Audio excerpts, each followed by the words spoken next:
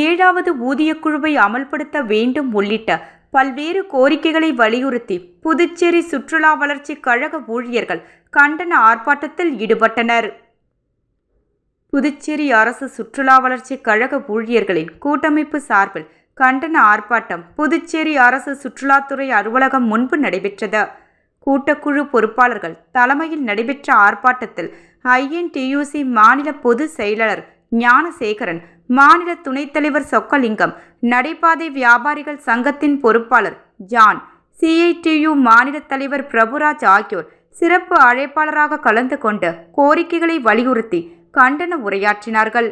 ஆர்ப்பாட்டத்தில் 50க்கும் மேற்பட்ட ஊழியர்கள் கலந்து கொண்டு 7வது ஊதியக்குழுவை அமல்படுத்த வேண்டும், பதவி உயர்வு வழங்க வேண்டும், வாரிசுதாரர்களுக்கு வேலை வழங்க வேண்டும் உள்ளிட்ட பல்வேறு கோரிக்கைகளை வலியுறுத்தி அதிகாரிகளிடம் ஆட்சியாளர்களையும் கண்டித்து கண்டன கோஷங்களை எழுப்பினர்.